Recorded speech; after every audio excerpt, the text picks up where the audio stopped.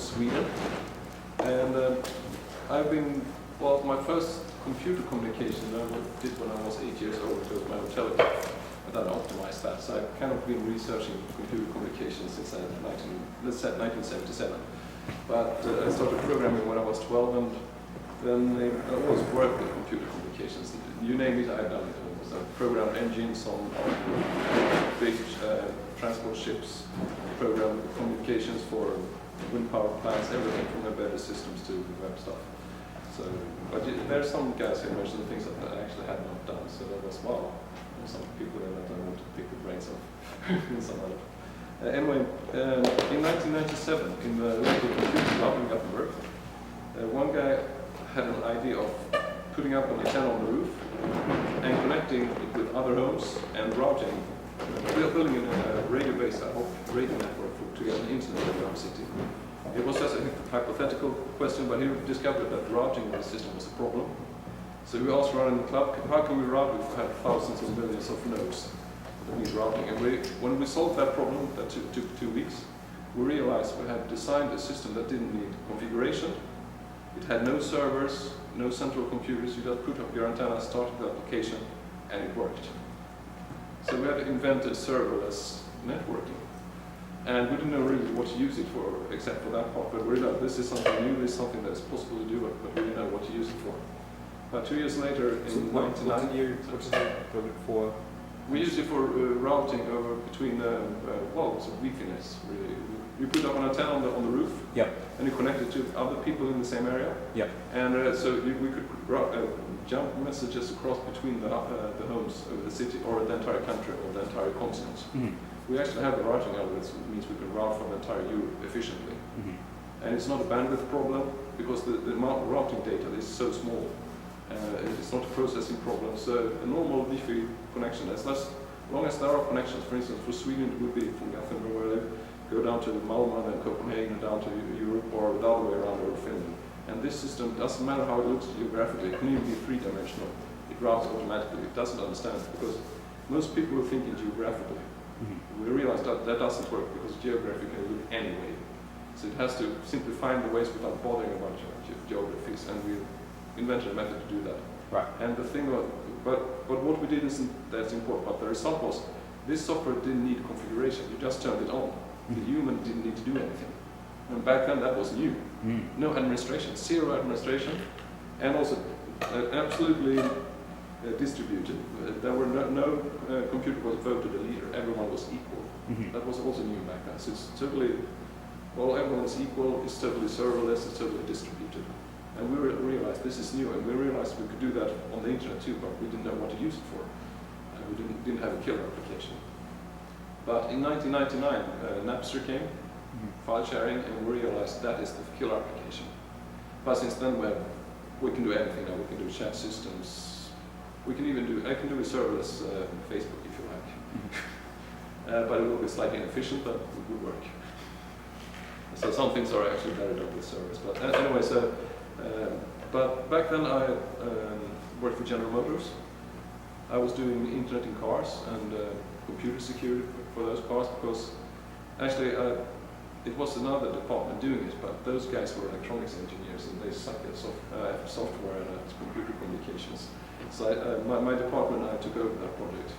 So we connected even the braking system to the internet actually, well, indirectly, because we wanted to upgrade the ABS braking system. Because normally when you buy a new car, if it's a new model, it has buggy software for the ABS brakes. That's normal. So usually when you go to the workshop after 1 year, they upgrade the software. But that's expensive. If you just software upgrade, they want them to do that over the engines. So we have to connect all the way from the braking computer to the internet to get the upgrade. So it would be like on the computer, when you start the car in the morning, it says there is an upgrade for your ABS braking system. Do you want to download that now? Yes or no? That's exactly what you want to do. And so you end up just driving around with like pending updates, like, oh, not those again. But we were only displaying that when you turned the key, never during driving. So you just saw that each time you start the key. Yeah. And it didn't come every time this window. So if you said no, it would ask like the next day or. Would you like to download the internet now? And we had lots of useful applications we could do that. But we quickly discovered really that this is a security problem, because I could sit at my desk in the office and turn off the brakes on our test cars, of course. And well, it wasn't in our company, but we had a meeting between all the European car manufacturers, because everyone was working with this and we had the same problem. So this was a common problem. If the cars get hacked, no one will buy internet cars. This is not competition, this is we have to solve this. One guy came up with the most nasty thing that can happen. You can make the engine controller accelerate the car for 4 to 10 seconds, full speed.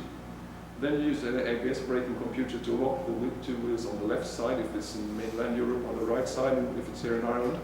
Because that makes the car go spinning over the meeting lane. You say lane, meeting traffic. And then you can, of course, get one car, analyze it, and make a virus or a script that contaminates all these cars of this brand, and then you kill 100,000 people in the same second all over Europe at once. That's the perfect attack you could do with that. Also, some people said, well, you could separate the control system of the car and just have an entertainment system connected to the internet. Well, if you at the same time makes the loudspeaker go with a terrible noise at max intensity and volume, you said, right? All over Europe at once, at least some drivers will go into the get off the road and die, so that you can kill people that way too. So even the entertainment system had to be secure. So that was our working back then.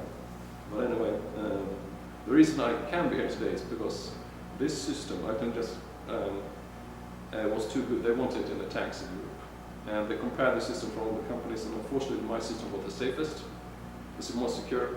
So they wanted me to build tanks, and I don't build weapons because they know where they end up. Sweden sells weapons to dictators and stuff like that, so I refused, and since then I'm not really allowed to work as an engineer in Sweden. I go to jail if I work in Sweden. But that's a long story. Anyway, that meant I went on sick leave because I almost went to jail for that, because in Sweden, if you have to build weapons, otherwise you go to jail. In 2 years jail if you refuse a weapon company. But they can pick any man in the street, say you have to go across. So I went on sick leave, and what does a researcher do that sits at home with a board in the night? I started researching. So I started researching peer-to-peer. So that's what I started doing in autumn 2000 and done for 6 years. So I actually done it at home. But when I did that, after 2 years, I think in 2002, I found a chat room on the IRC. Do all of you know what IRC is? Yes. Okay. There's on Freenode, I think is the name. There's a chat room called Peer-to-Peer Hackers. And back then, half of all the famous peer-to-peer guys in the world were hanging in the same chat room. So I used to chat and sometimes went to dinner with the best guys in the world. And some years later, they said that was like Christmas Eve or something, or the day after Christmas, are you coming to Berlin? I said, what about Berlin?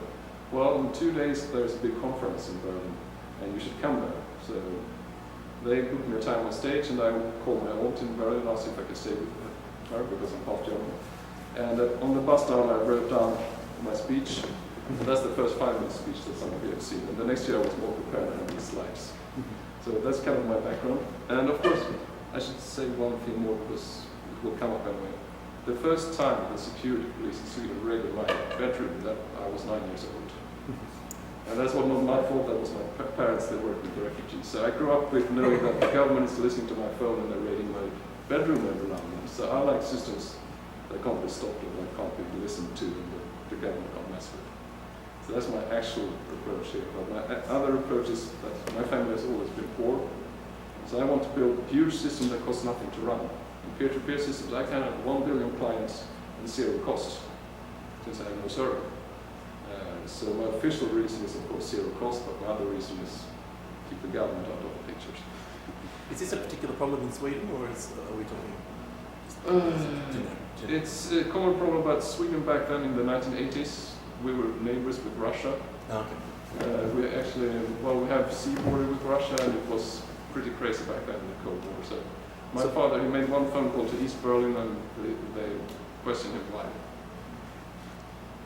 And so there's still a bit of a hangover from that era today? Actually, I think they do the same amount of listening now. I actually have the numbers from the 90s and 80s, because I have people, friends, some of the computer club guys were working for the telephone company in the switches. They were switch technicians.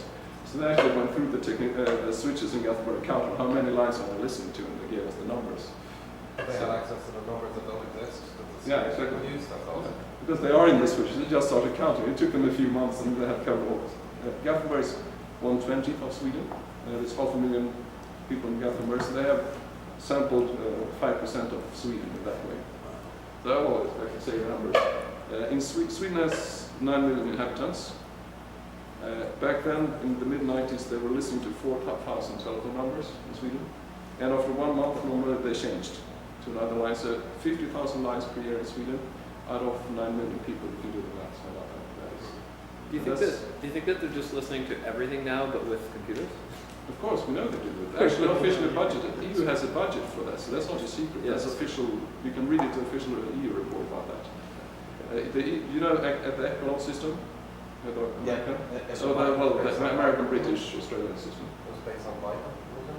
I don't know the name, but based on what might be interesting, and then they have some people looking at the most interesting part. But they don't have enough people, so they just store everything. But the EU does that too. Since 1999, the EU has their own system, officially budgeted. So it was on the news, and they told what they're doing. But it's a too small budget. The EU officially don't listen to all the communication. But the British, the Australian, New Zealand, and America, the US, and Canada listens to everything officially. And you can read it on their own, nsa.com, their own .gov. They actually explain it on their webpage. So. But anyway, so everything, they listen, but mostly it's computers that listen. So that's kind of where I come from. So, yeah. But I'm not supposed to talk about that, so sorry.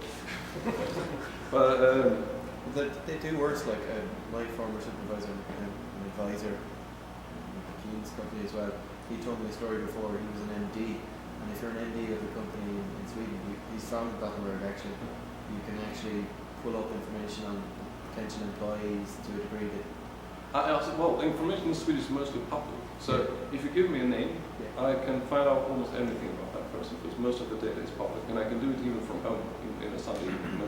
Part of it I have to go to an office or I have to write a letter, but I can get your social security number, your address, to your within 24 hours I have your sister's, your brother's, your mother's address and social security number. I won't go on it, but I'll just say one thing. Let's not build systems like that.